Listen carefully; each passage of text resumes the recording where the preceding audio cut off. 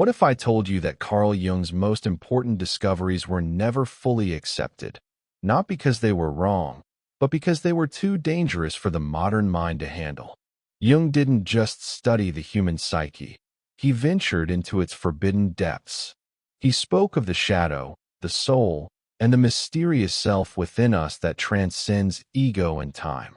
These were not ideas psychology wanted to face. They were revelations that threatened to turn science into spirituality and man into a mirror of the divine. When Jung looked into the human mind, he didn't see neurons and chemical signals.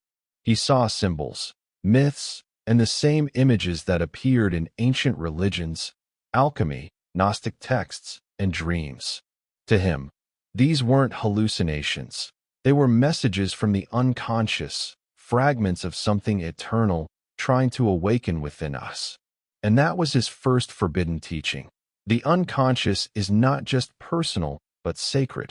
In Jung's vision, the unconscious is a vast field of living symbols that connect every human being to something greater, a collective psyche that remembers the divine origin we've forgotten. He called it the collective unconscious. But the deeper he went, the more he realized this was not simply a psychological theory.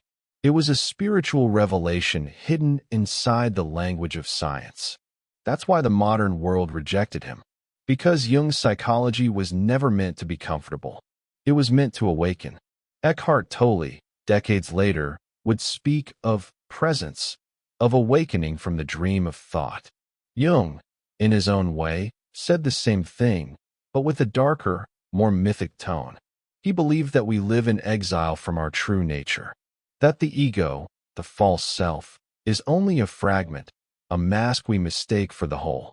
Beneath it lies the self, the divine center of the psyche, which calls to us through our suffering, our dreams, and our synchronicities.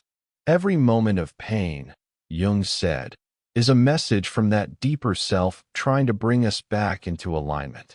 Yet, the world of psychology didn't want mysticism. It wanted data, tests, and statistics. Jung's ideas about archetypes, symbols, and the sacred felt like heresy. The academic world wanted to cure symptoms. Jung wanted to transform souls. He wasn't trying to make you normal. He was trying to make you whole. And to become whole, you must first face what you've buried, the shadow. Jung's second forbidden teaching is that enlightenment is not about light. It's about integration. Every trait we hate, every impulse we repress, every emotion we deny, these don't disappear. They become the shadow. And the more we deny it, the more it controls us from beneath the surface. Society tells us to be good, to be positive, to be successful. Jung told us to be real, because only by descending into our own darkness can we discover what light truly is. He once said, "One does not become enlightened by imagining figures of light, but by making the darkness conscious." This statement alone was enough to set him apart from almost every spiritual teacher of his time. Where others spoke of rising above the world, Jung spoke of going within it, of meeting the monsters inside ourselves and realizing they are our lost fragments of divinity. Eckhart Tolle speaks of observing the ego. Jung speaks of embracing the shadow. Two paths, one truth. Awakening is not escape, it's transformation. Modern psychology still struggles with this. It can describe trauma, behavior, and conditioning, but it cannot touch the mystery of meaning. Jung believed that neurosis wasn't a disease, it was the soul's cry for growth. Depression, anxiety, inner conflict. These were not random malfunctions, but signs that the self was calling the ego to evolve. He once said that most people's suffering comes not from fate, but from refusing to become who they truly are. And that's the part psychology tried to hide. Because once you accept this, therapy is no longer about fixing you, it's about awakening you. Jung warned that if we ignore this inner call, the shadow will rule our lives from the unconscious. We will project it onto others, creating enemies, wars, and ideologies. But if we face it, if we integrate it, the shadow becomes our greatest ally. It gives us vitality, creativity, and authenticity. The process is painful, yes, but it is the path to individuation, the process of becoming whole. Jung's third forbidden insight was perhaps the most radical. The psyche itself is divine. He did not believe that God exists somewhere outside of us, but rather that God seeks consciousness through us. The symbols that rise in our dreams, the synchronicities that shape our lives, these are not coincidences. They are the language of the self, speaking from the depths of eternity. He was not trying to create a religion. He was trying to reveal that the religious instinct is built into our very being.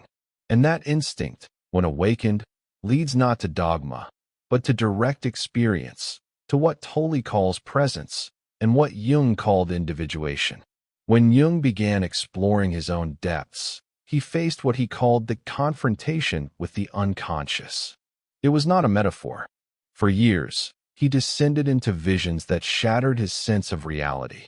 He spoke with inner figures, recorded their words, and illustrated their forms in a crimson book now known as the Red Book.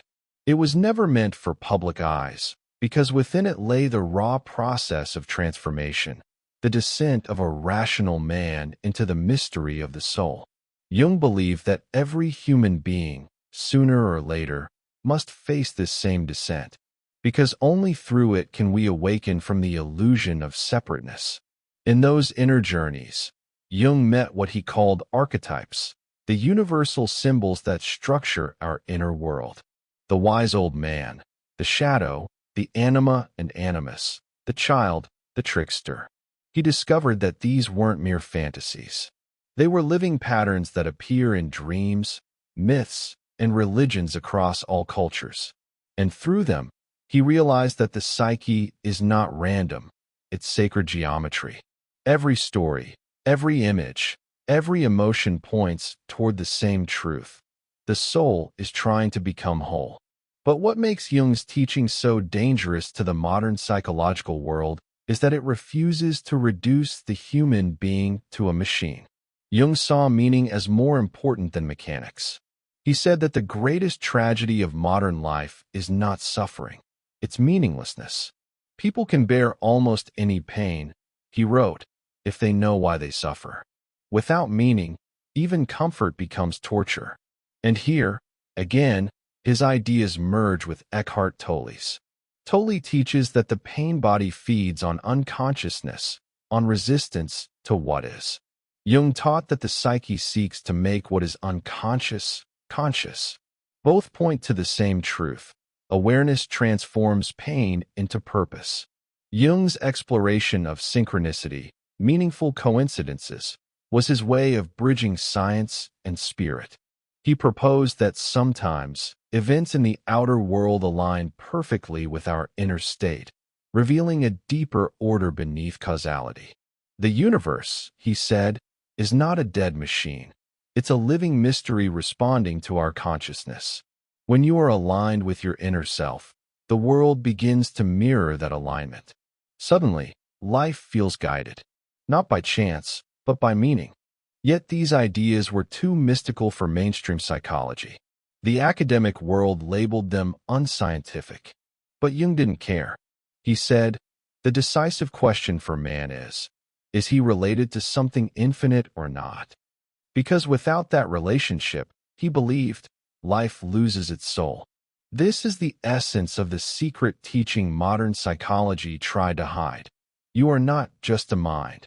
You are a microcosm of the divine mystery, trying to awaken to itself. Eckhart Tolle echoes this in his teaching on the pain body and the ego. He says that awakening begins when you realize you are not the voice in your head, but the awareness behind it. Jung would agree, but he would add, the voice itself is not the enemy, it is the doorway.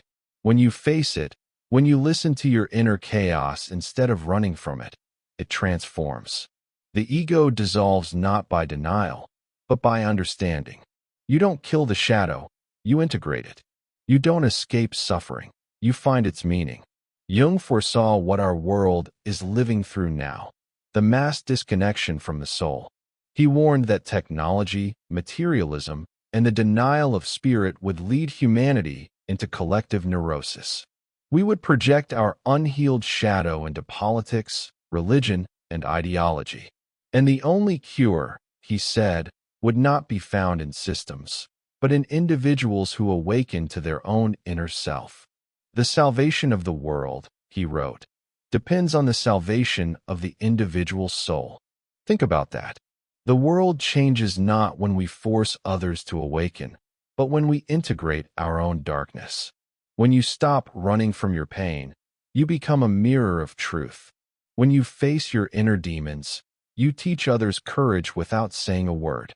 That is the essence of individuation, the process of becoming whole, becoming who you were meant to be before the world told you who you should be. The teachings of Jung and Tolle converge on one timeless message. Presence and wholeness are the same thing. To be fully present is to be undivided within yourself. The unconscious becomes conscious, the false self dissolves, and the divine reveals itself through your awareness. Jung described this as the self realizing itself through the human. Tolle calls it awakening. Both speak of the same sacred event, the birth of consciousness through suffering. So ask yourself, what part of you have you been running from? What emotion, memory, or truth have you buried so deeply that it whispers only through dreams or anxiety? Jung would tell you to turn toward it, to listen, to allow it to speak. Because what you resist persists, but what you face transforms. Your wounds are not signs of weakness. They are portals to meaning. They are invitations from the self to awaken. Maybe that's the truth modern psychology feared. That beneath all theories, diagnoses, and treatments lies something they cannot measure, the soul. And the soul is not sick. It is calling you home. And perhaps this is why Jung's words resonate even more today.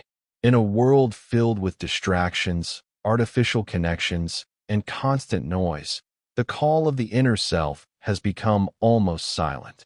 Yet, for those who dare to listen, it still speaks, through intuition, through suffering, through synchronicities that seem too meaningful to ignore. Jung would say these moments are not accidents. They are the self knocking at your door, asking, "Will you remember who you are?" So look within, not to escape the world, but to see it as it truly is, an extension of your own inner universe. Jung didn't want to create followers. He wanted to create individuals who could think, feel, and perceive with the wisdom of their own depths. And Eckhart Tolle reminds us that this awakening is always here, in this moment, beneath thought, waiting to be seen. Tell me, do you think the modern world is finally ready to rediscover what Jung tried to reveal? Or are we still too afraid of the light hidden in our own darkness? Remember, every moment you face yourself consciously, you bring a piece of eternity into time. Every step toward awareness is a step away from illusion. The soul has never left you. It's waiting for you to remember. And if this message resonated with you, leave a comment sharing what truth from Jung or Tolle has changed the way you see yourself. Until next time, stay aware, stay whole, and never stop exploring the depths of your own mind.